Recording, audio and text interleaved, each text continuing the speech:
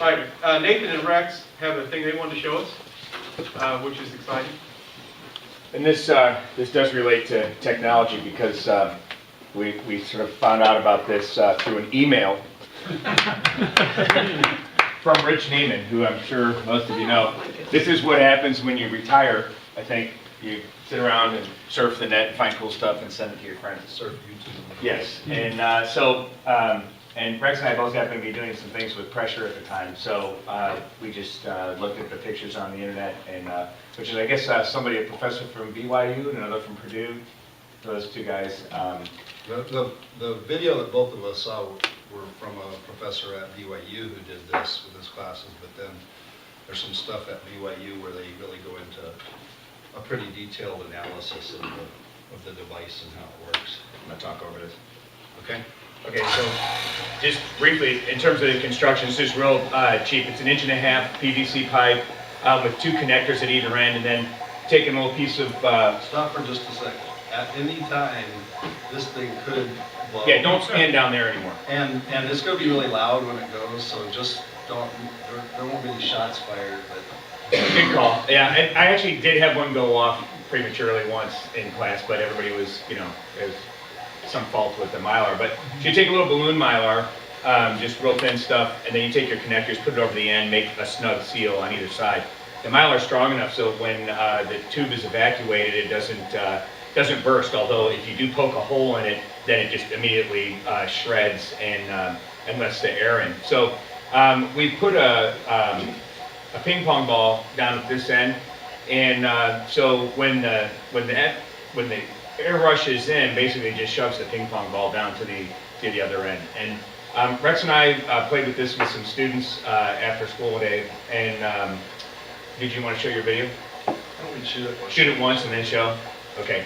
So the key is have an excellent vacuum, let most of the molecules diffuse out of there, and there's not really much holding it back, and it accelerates.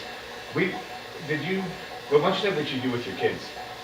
Well, we're doing castle electricity with my freshmen right now, and in castle you develop an analogy to electric potential using pressure model, and so we decided that these kids who had really never had any formal experience with air pressure, we should teach them a little bit about air pressure, and what better way than to see how great the pressure is that 1 atmosphere provides. And so I basically gave my students the parameters of this thing, the diameter of the golf ball, the length of the tube, told them what 1 atmosphere was in pounds per square inch. So there's a little unit conversion exercise in here as well. And then their job was, given those parameters, what else did I tell them? The mass of the ping pong ball.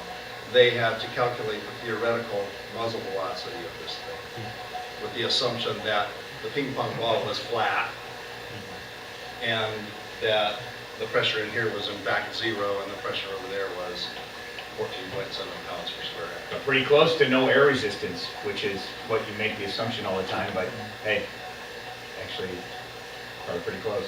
So that calculation actually gives you about 450 meters per second. So 1 1/3 times the speed of sound, something like that. We took a video of it, which actually is on here. Well, it got a value. Yeah, I've sort of been thinking about all this back. For chemistry, it's just, you know, the kinetic molecular theory, trying to get kids to figure out that, yeah, there's a lot of movement here and with the molecules, which they don't get because you don't usually sense it, obviously. So I didn't have my students really do anything with it. I just set it up and was like, yeah, and just to get them to think about the reason that the ball shoots down here is because the molecules just shove it down to the end. You want to do it? You can do it. You want to cover your ears when he gets ready to do this, because as I said, it is pretty loud.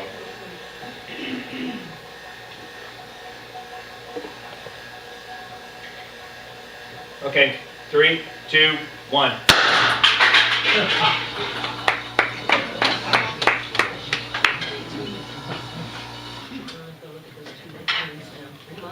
Sweet. Oh. And dented this one. That's a ping pong ball or a That was golf? a ping pong No, ball. ping pong ball. Where's the ping pong ball? The ping pong ball came back to me. Oh, did it? Yeah, the ping pong ball ricocheted back and, you know, you get one shot per ping pong ball. Yes, it does. It holds. Sometimes they just shatter into a whole lot of pieces. Would you do to initiate it again? I just poked it with a pair of scissors to, How long does the pump take to evacuate that? we It'll let it go go a couple pretty of well minutes. with a couple of minutes. Couple of 5 minutes, we think maybe works better. We haven't checked it out in enough detail to know for sure. I have one of those high-speed Casio cameras, so we did the high-speed video of this. So there's the muzzle of it, that's a meter stick, those are 10-meter increments. And there's a kid who's doing a countdown up here, that's 5. This is like at 1/7 speed right now. So let's let it go from there. 1.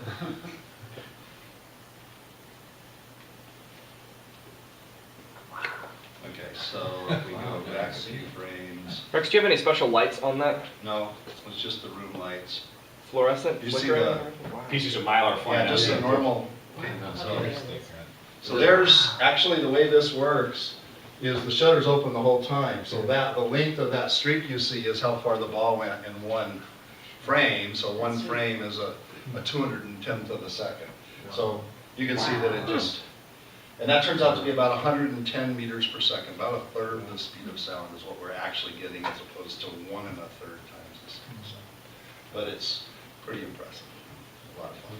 And some modifications that were done with some of the college folks is they go ahead and evacuate this, they put this on here, and then they also attach a larger contraption here, just PVC, that's hooked up to another pump that pressurizes. So you evacuate the tube first, then you just start pressurizing your larger container behind it, and then it just, instead of poking it, the pressure gets big enough that it then ruptures and fires the ball through at a considerably higher velocity. I think the guy estimated 1.2 or something like that. Higher than the speed of sound actually, and then he put a ping pong paddle in front of it and blew a hole through the ping pong paddle. Wow. So didn't the guy just stand in front of it too? The guy at BYU stood in front of it with an apron that had a target on there, and it left a huge welt, and I would never even think about doing that. Blasting holes through soda cans is fun. Question, any practical application for these? Well, if you evacuate it, you can move with it. I mean, you just evacuate the whole thing, and then you got a little to launch ping pong ball fires. No. It was a fun way to introduce Okay. pressure, and that's It's a really what I variation on the use. crush the can experiment. Yeah. There's, back in 2001, there was a book that was actually recommended in my house blog called Vacuum Bazookas, Electric Rainbow Jelly, and 27 Other Projects. It was written by a guy named Neil Downey. I think it's still in print. I think you can still get a copy, probably not 50 copies, but probably one or two. And it really it's a sequel. He had a previous book. So if you look up under Neil Downey in DOWNIE in Amazon, you can find the other book, which I think is even better. There's also a version of this idea that was written up in Journal of Chemical Education, where you pressurize into the bottle and use that to blast wine corks. That also works really well. It's not as good as this for physics because it's not evacuated, but it gives you the idea of what the pressure can do for you. All right, next on our agenda. By the way, before you, just in case, because somebody asked about this, the way we put that Mylar on there, this is just a regular PVC coupler, so we just cut a square, pulled it tight, and then sealed on there. Some of them show using different kinds of packing tape and stuff like this, but this is kind of clean and pretty easy to. About the other. And it's really quick, actually, and all the PVC and the valve, all that kind of stuff was probably about $20. Yeah. So you got 1 Quarter inch. One and a half. Half inch. Yeah, 1.5 fits this, so what you do is you get just one piece, you need a T, and then this is actually two pieces. This one just fits over, so you take a little piece off the end that you can put in here to glue these two pieces together. Then you have this is threaded at the top, so you got this whole thing with the square nut or whatever on the top that just screws down into that. And so what we did is just drilled a hole through the top of that. It was just a little bit smaller than the threads on the brass nipple, or whatever you call this, and then so basically just kind of forced it in there. But what I did is I put a wrench and a clamp, so the wrench was taken out. Then I put the wrench on here, and then I was able to just torque that thing in there, and it kind of self-threads through there. And then we just put some silicone tube or something like that. Well, we had a little leak and I added some goop to it. And which some goop. sealed the leak. Okay, and then you just put a little piece on the end. I don't know, if in terms of, obviously when the pressure is allowed in, some rushes up in here too. So for this tube that we put in here, it's not exactly, a smooth fit. So I just dremeled out the end of it so that it was kind of tapered. So it kind of is a small funnel, but just with a sharp edge on there. I don't know how fast it's going by the time it gets to here, but I was afraid that it might damage the ball, so we dremeled that out. One more thing about ping pong balls.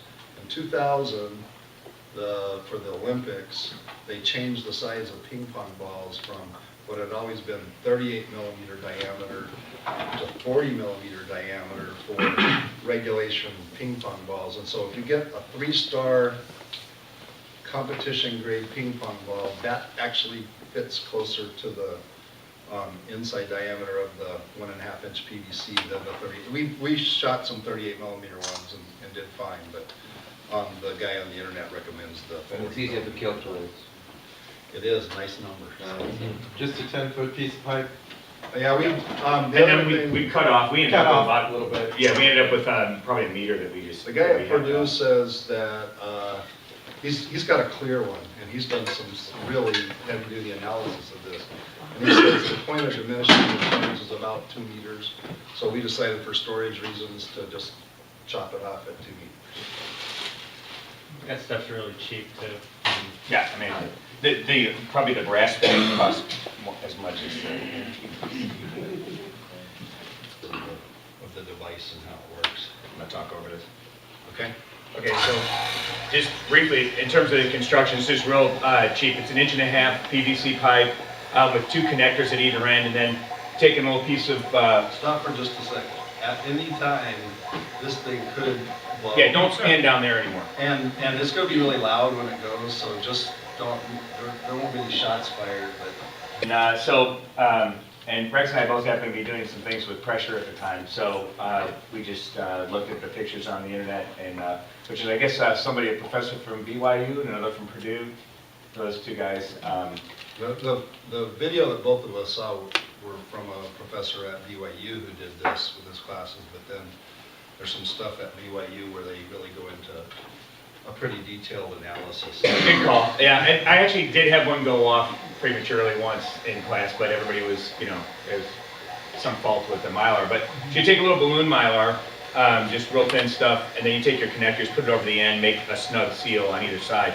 The mylar is strong enough so when the tube is evacuated, it doesn't burst. Although if you do poke a hole in it, then it just immediately shreds and lets the air in. So we put a ping pong ball down at this end, and so when the air rushes in, basically it just shoves the ping pong ball down to the other end. And Rex and I played with this with some students after school today. And did you want to show your video? why don't we shoot it? Shoot it once and then show. Okay. So. All right, Nathan and Rex have a thing they wanted to show us, which is exciting. And this does relate to technology because we sort of found out about this through an email from Rich Neiman, who I'm sure most of you know. This is what happens when you retire, I think. You sit around and surf the net, find cool stuff, and send it to your friends. Surf YouTube. Yes. And